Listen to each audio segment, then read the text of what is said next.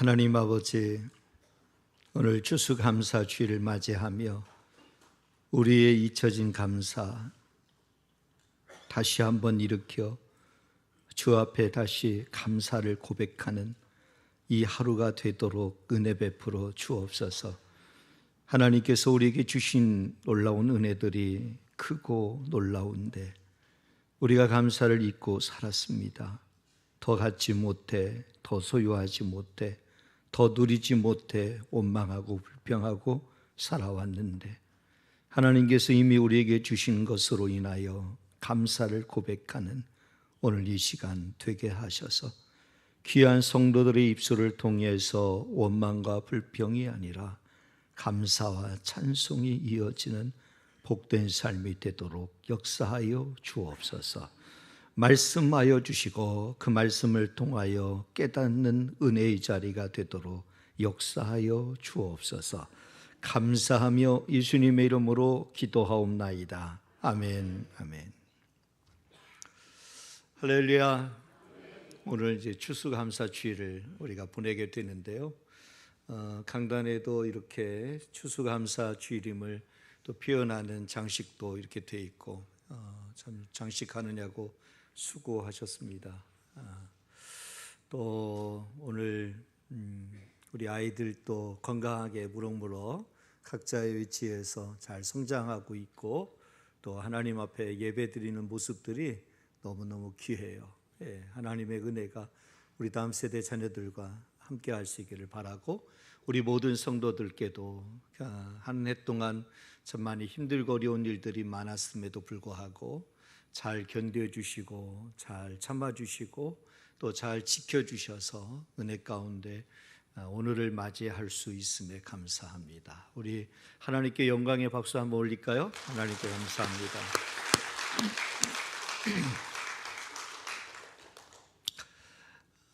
오늘 우리는 추수감사 주일로 지키게 되는데 하나님께 감사하라고 하는 이 명령을 얼마나 잘 지키고 있는가 하는 것을 한번 질문을 드려봅니다.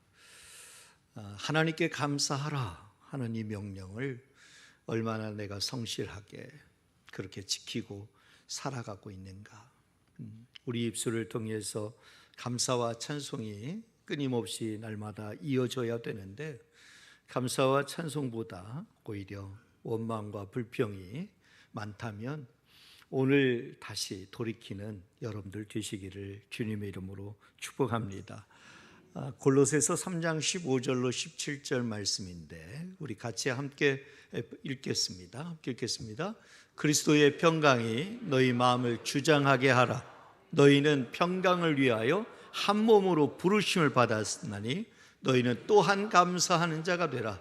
그리스도의 말씀이 너희 속에 풍성히 거하여 모든 지혜로 피차 가르치며 권면하고 시와 찬송과 신령한 노래를 부르며 감사하는 마음으로 하나님을 찬양하고 또 무엇을 하든지 말에나 일에나 다 주 예수의 이름으로 하고 그를 힘입어 하나님 아버지께 감사하라. 아멘. 이 말씀을 한마디로 딱 요약을 하면 그리스도의 평강이 우리 마음을 주장하게 하라 이렇게 얘기하잖아요. 그리스도의 평강이 우리 마음에 주장하기를 원한다면 그렇다면 하나님께 감사하고 살아라. 하나님께 감사하면 그리스도의 평강이 우리 마음을 주장하게 된다 하는 거예요. 사랑하는 양정의 모든 성도들의 입술에 하나님께 감사를 날마다 고백하는 삶이 되시기를 주님의 이름으로 축복하고 불안함이 가득하고 두려움이 가득한 세상 속에서도 그리스도의 평강이 여러분 마음을 주장하는 은혜가 있기를 주님의 이름으로 축복합니다. 여러분, 부흥하는 교회는 어떤 교회냐? 부흥하는 교회는 언제나 말씀이 선두에 서서 이끌어가는 교회가 될 때 부흥하는 교회예요. 사람이 앞세워서 사람의 생각이 앞세워지는 교회는 절대 부흥하는 교회가 될 수 없어요. 그런 교회는 쇠퇴하는 교회가 돼요. 진짜 부흥하는 교회는 하나님의 말씀이 제일 선두에 서서 이끌어가는 교회가 될 때 부흥하는 교회가 될 수 있어요. 특히 그 중에 감사가 없이는 공동체는 쉽게 무너집니다. 감사가 없으면 서로에 대한 감사, 목회자는 성도들에 대한 감사, 성도들은 목회자에 대한 감사, 이 감사가 없이는 쉽게 공동체는 무너져요. 어찌 보면 한 해 동안 참 많은 힘든 시간들을 성도들도 많이 보내셨을 텐데, 그러고 보면 우리가 생각해 볼 때 뭐 감사의 제목이 그리 많겠는가. 참 원망도 많고 불평도 많은데, 그렇다면 우리에게 감사의 제목이 있을까 생각하는데, 한 해를 돌아보며 영상을 한번 담아봤습니다. 같이 한번 보지요.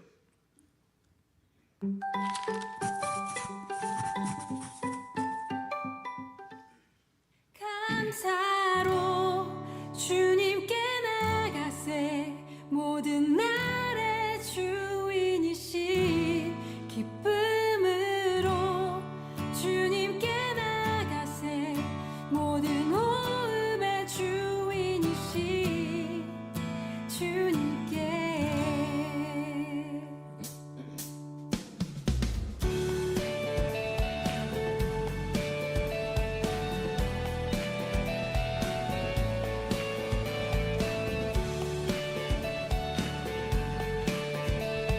우리 감사로 주 앞에 나갑시다. 감사로 주님께 나가세.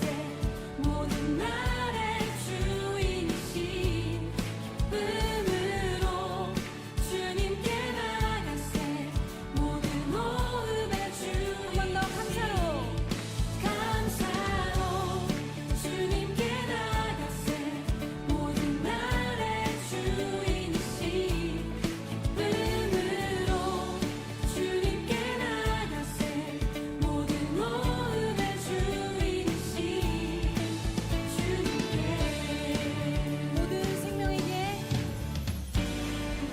모든 생명에게 새 날을 주시고 선하신 그 뜻대로 채우시니 주의 다스리심 아래 영원히 있음을 알기에 오늘도 우리 함께 찬양합시다. 감사로.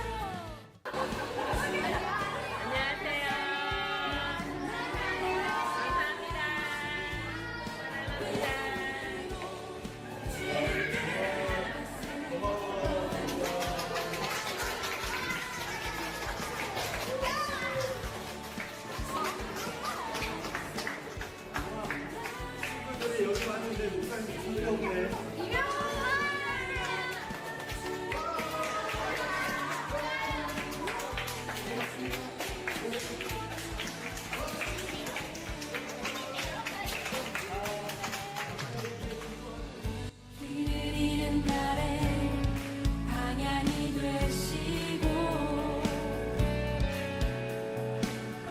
선하신 그 뜻대. 한 해 동안에 하나님께서 주신 그 감사의 제목들이 굉장히 많아요. 많고, 저는 이 영상 가운데 제일 인상 깊었던 영상이 아주 쾌활하게 웃으면서 반가워하는 우리 이명호 목사님. 너무 미안해요. 우리 교회가 너무 많은 상처를 줬어요. 너무 많은 상처를 받아서 교회를 떠났어요. 너무 미안해요. 그래서 평생의 목회 현장에서 저렇게 날마다 활기차게 웃고 신나게 목회하는 현장이 되었으면 좋겠어요. 그럼에도 불구하고 참 감사하죠. 지나간 모든 세월들 다 감사합니다. 사탄에게 빼앗긴 감사를 되찾아 오는 방법은 결국 하나님의 말씀으로 돌아가는 겁니다. 하나님의 말씀으로 돌아갈 때 우린 비로소 감사를 회복하게 되고, 그 감사를 고백하는 건강한 신앙의 공동체를 세우게 됩니다. 이 보네포가 쓴 성도의 공동생활이라고 하는 책, 참 감동적인 책인데요. 이 책의 내용 가운데 이런 내용이 있어서 옮겨오도록 하겠습니다. 믿는 사람들이 모인 공동체 자체보다 공동체에 대한 자신의 꿈을 더 사랑하는 사람은 그 공동체를 파괴하는 사람이다.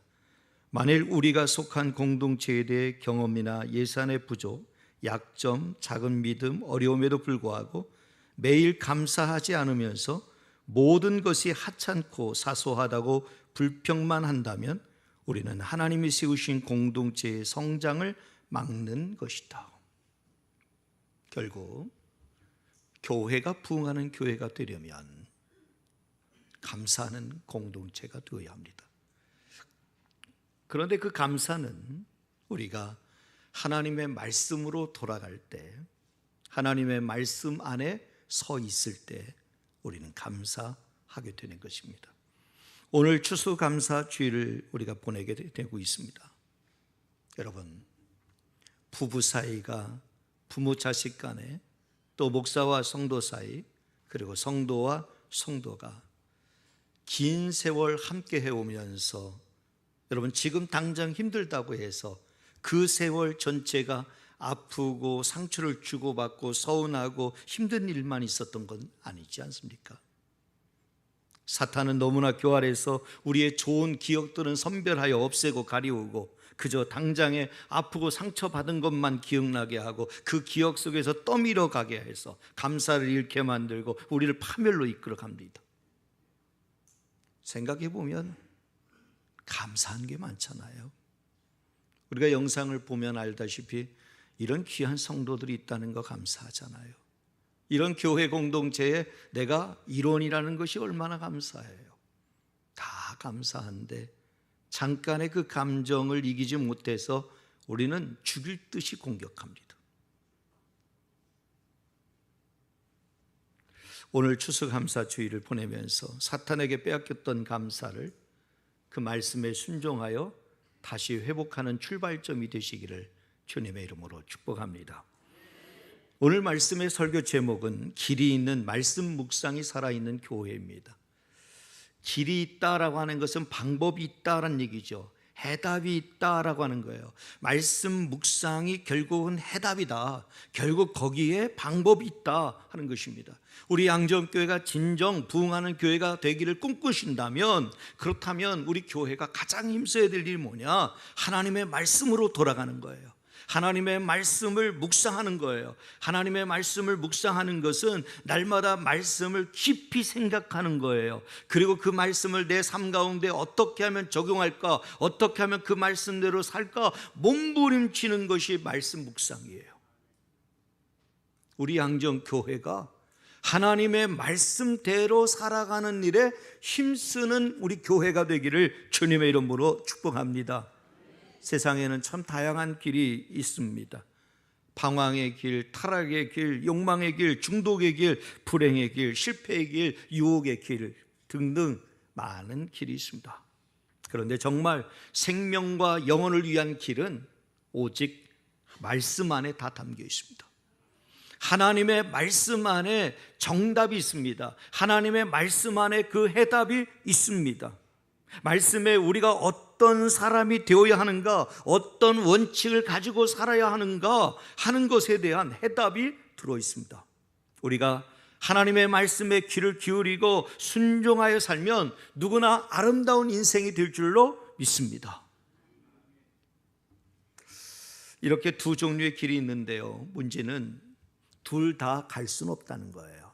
한 길을 선택해야 된다는 거예요. 한 길. 예수님 말씀하셨어요. 내가 길이요 진리요 생명이라 말씀하셨어요. 생명을 얻고 복을 얻는 길은 단 한 길밖에 없어요. 예수를 믿고 예수를 따르는 길 외에는 방법이 없어요. 그 방법이 바로 하나님의 말씀 안에 담겨 있어요. 그렇기 때문에 날마다 우리가 길이 있는 하나님의 말씀 묵상을 통한 우리 교회를 세워갈 때 하나님께서 부흥케 하시는 거룩한 교회 삼아 주실 줄로 믿습니다.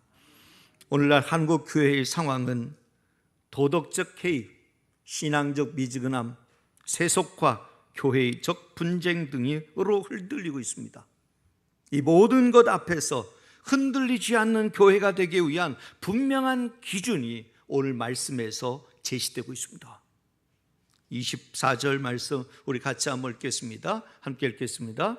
그러므로 누구든지 나의 이 말을 듣고 행하는 자는 그 집을 반석 위에 지은 지혜로운 사람 같으리니. 아멘. 아멘.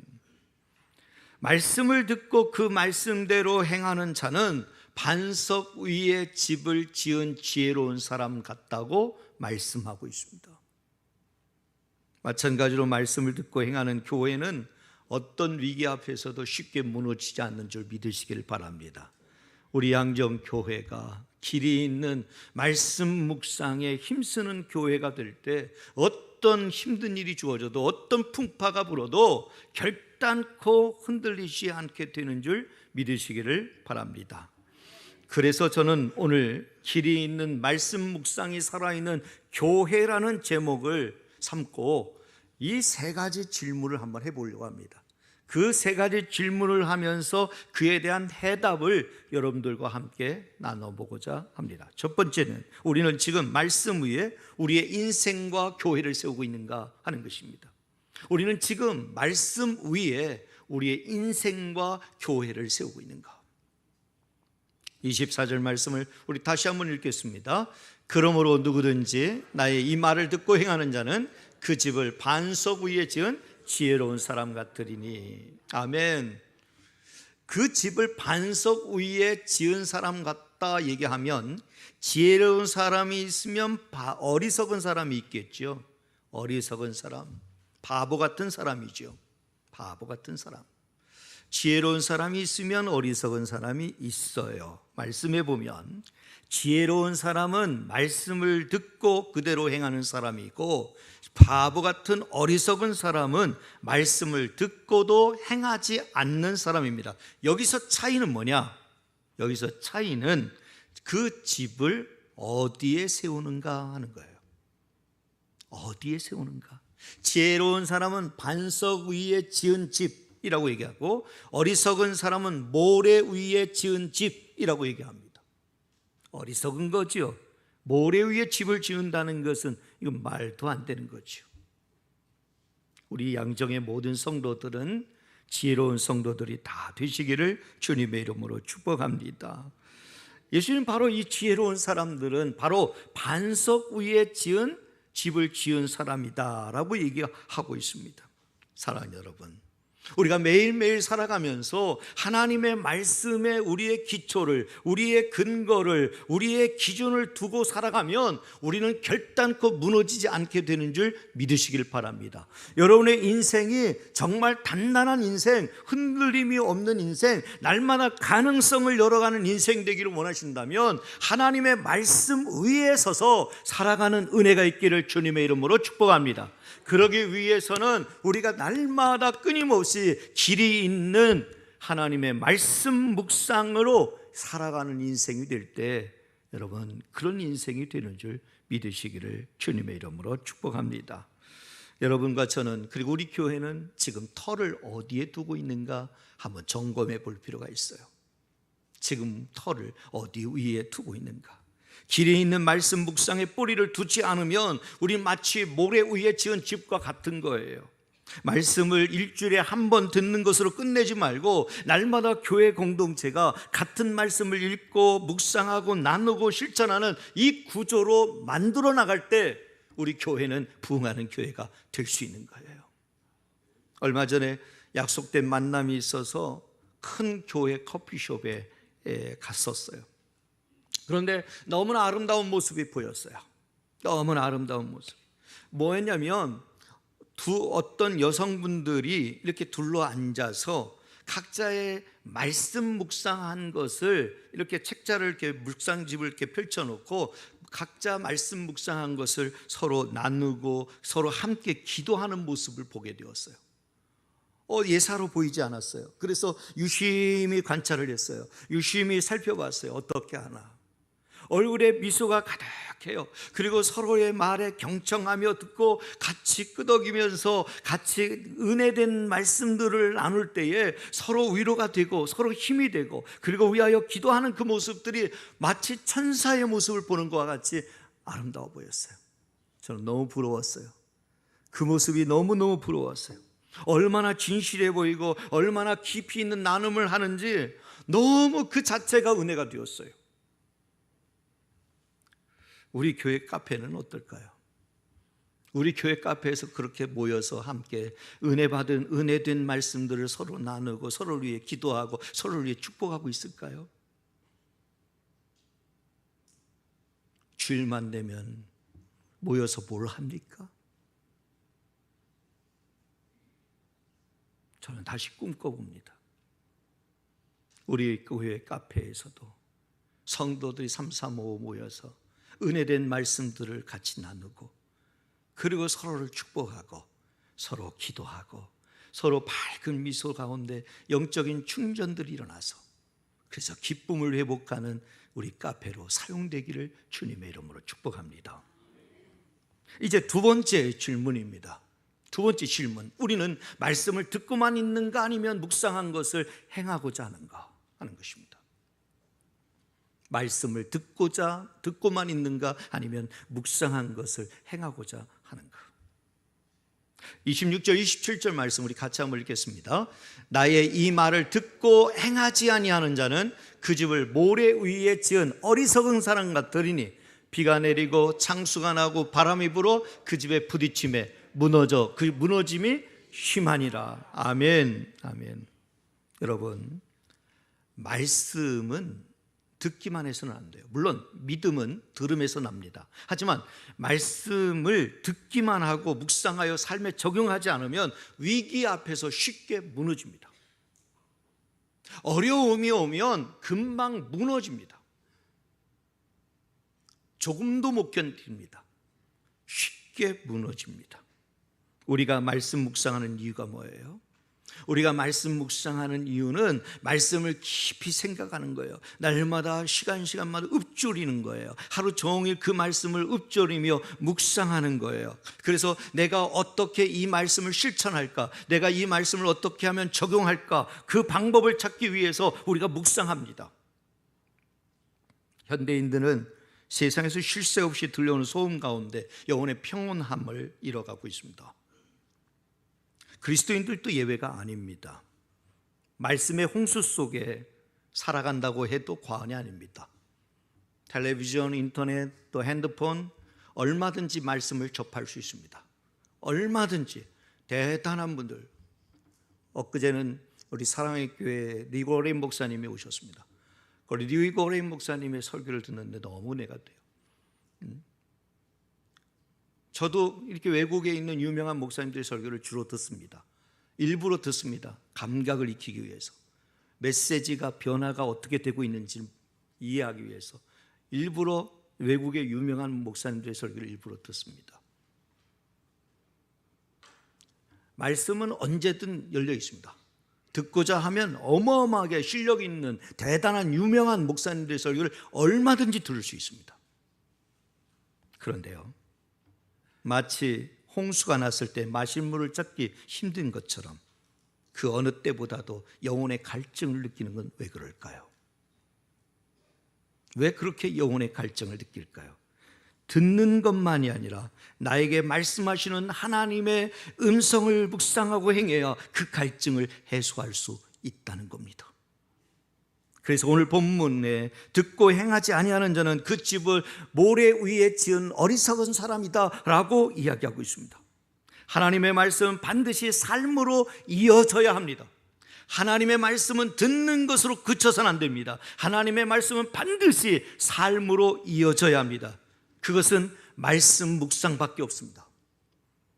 지혜로운 사람이나 어리석은 사람이나 말씀을 듣는 것은 동일합니다. 하지만 여기서 차이는 뭐냐면 행하느냐 행하지 않느냐입니다. 말씀은 행해야 합니다. 실천해야 합니다. 내가 왜 말씀을 듣느냐? 말씀대로 살기 위해서 말씀을 듣는 것입니다. 어리석은 사람은 말씀을 들으면 자신에게 적용하지 않고 평가만 합니다. 참 평가 잘들 합니다. 예. 말씀을 평가하기 위해서 말씀을 듣는다. 어리석은 사람입니다. 또 말씀을 들어도 금방 잊어버립니다. 어떤 말씀을 들었는지 무슨 말씀 들었는지 하나도 기억도 나지 않습니다. 말씀을 취사선택하여서 내가 듣고 싶은 대로만 듣습니다. 그러니 은혜가 되겠습니까? 은혜가 안 되죠. 그런데 지혜로운 사람은요, 지혜로운 사람 말씀을 들으면요, 들은 말씀을 계속 읊조리며 묵상합니다. 그 말씀이 내게 위로가 되도록, 그 말씀이 내게 힘이 되도록, 그 말씀이 내게 능력이 되도록 날마다 읊조리며 묵상합니다. 편식하지 않고 고칠 것을 과감히 고칩니다. 말씀을 들으며 깨닫는 것이 있으면, 내 마음에 눌림이 되고 뭔가 도전이 되면, 내 마음에 뭔가 깨달음이 되면 당장에 고칩니다. 성실하게 말씀을 지키기 위해 힘씁니다. 이런 사람은 지혜로운 사람입니다.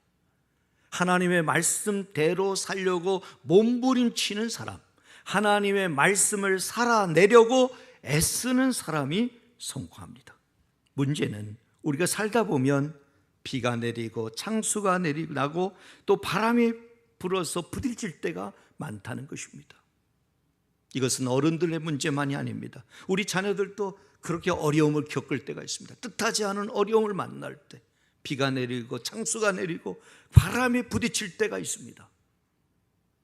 그런데요, 평소에 말씀을 듣기만 하고 삶에 적용하지 않으면 그 위기 앞에서 쉽게 무너집니다. 그러나 일단은 듣는 것도 중요하지만 들은 것을 행하는 것이 더 중요합니다.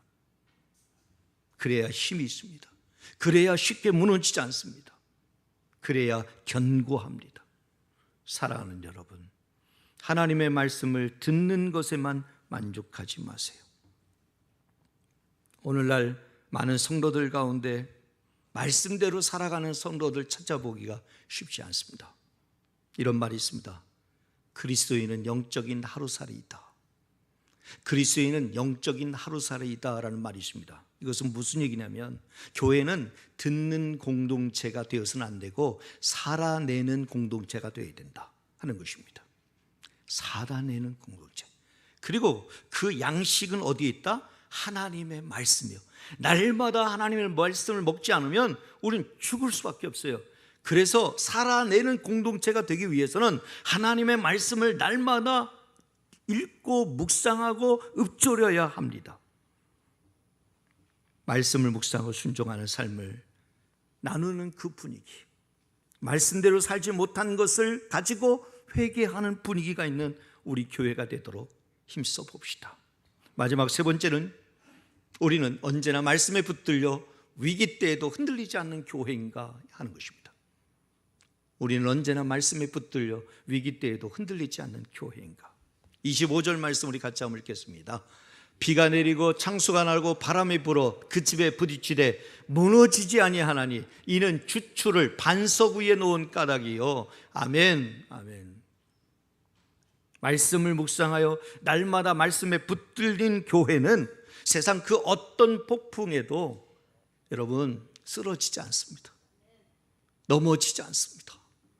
우리 사랑하는 양정교회가 사람에 의하여 세워지는 교회가 아니라 말씀 위에 세워지는 교회가 되기를 주님의 이름으로 축복합니다. 바로 이 모습을 우리는 우리의 다음 세대인 자녀들에게 보여줘야 합니다. 얘들아, 분명히 인생 가운데 힘든 때도 있을 거다. 바람이 불 때도 있고 창수가 불 때 내릴 때가 있을 것이다. 비바람이 불 때가 있을 것이다. 어려움을 겪을 때도 있을 것이다. 하지만 말씀 위에 선 인생은 분명히 아름다운 인생이 될 것이다. 말씀을 붙들고 사는 인생은 반드시 승리할 것이다. 이것을 우리 자녀들에게 가르쳐야 됩니다. 무슨 일이 있어도 말씀을 떠나지 않도록, 어려움 가운데서 말씀을 붙들면 반석 위에 지은 집과 같이 결코 무너지는 일이 없습니다. 그러나 헛된 세상의 것들, 모래 위에 지은 집과 같은 허망한 것들 붙들고 나가게 되면 다 무너지는 것입니다. 예수님의 제자의 삶은 결국 말씀을 듣고 그대로 실천하는 삶으로 증명됩니다. 하나님의 말씀은 우리의 마음을 다스리고 평가의 기준이 되고 삶의 방향이 됩니다. 말씀을 묵상하며 말씀에 붙들린 자는 어떤 박해와 핍박, 내부의 분열의 위험 속에서도 반드시 살아남습니다. 토마스 왓슨은 이렇게 얘기합니다. 하나님께 순종하는 것은 우리의 의무이기보다는 우리의 특권이다. 하나님은 우리에게 유익이 되는 것만을 명령하시기 때문이다. 사랑하는 여러분, 하나님의 말씀을 붙들어야 될 이유가 여기 있습니다. 하나님의 말씀은 항상 우리에게 유익을 가져다 줍니다. 우리가 손해보게 하지 않습니다. 우리가 결코 손해보게 하지 않습니다. 우리가 실패하게 내버려 두지 않습니다. 하나님의 말씀을 끝까지 붙들고 살면 반드시 승리합니다. 반드시 무너지지 않습니다. 반드시 실패하지 않습니다. 양정의 모든 성도 여러분, 여러분들의 근간은 하나님의 말씀이기를 원하고 날마다 하나님의 말씀을 붙드는 삶이 되시기를 주님의 이름으로 축복합니다. 바로 이것입니다. 우리가 다들 이야기합니다. 어디에도 길이 없다. 야, 진짜 방법이 없다. 지금 어떻게 이걸 해결할 수 있을까? 야, 누가 할 수 있을까? 야, 길이 없다. 다 얘기합니다. 그러나 방법이 있습니다. 온 성도가 다시 말씀으로 돌아와서 날마다 말씀 앞에 묵상하고 말씀을 읊조리고 말씀대로 순종하기 위하여 몸부림칠 때 그 말씀으로 회복되게 될 줄로 믿습니다. 하나님의 말씀은 단순한 정보나 상식이 아니라 교회를 지탱하는 반석과 같은 것입니다. 우리 양정교회가 목회자로부터 평신도까지 말씀을 묵상하고 말씀의 기준 삼아 말하고 행동하고 결정하는 때 우리 교회는 다시 더 멋진 교회로 우뚝 세워지라고 믿습니다. 이제 우리에게 필요한 것은 말씀을 삶으로 살아내기 위하여 하나님의 말씀을 묵상하기로 결단하는 것입니다. 그리하면 우리 양정교회는 지금의 어려움은 물론이거니와 세상에 희망을 주는 그런 교회가 될 줄로 믿습니다. 기도하겠습니다. 하나님 아버지, 추수감사 주일을 보내며 우리에게 길과 진리와 생명의 말씀을 주심을 감사합니다. 우리 양정교회가 말씀 묵상에 전념하는 삶과 교회가 되어 주님의 말씀을 기초 삼아 듣고 살고 순종하게 하옵소서. 그래서 이 위기 속에서도 쉽게 무너지지 않고 반석 위에 선 교회로 사용하여 주옵소서. 말씀 묵상이 우리 교회 공동체의 특징이 되게 하시고 우리의 다음 세대에게 이 축복을 이어지게 하옵소서.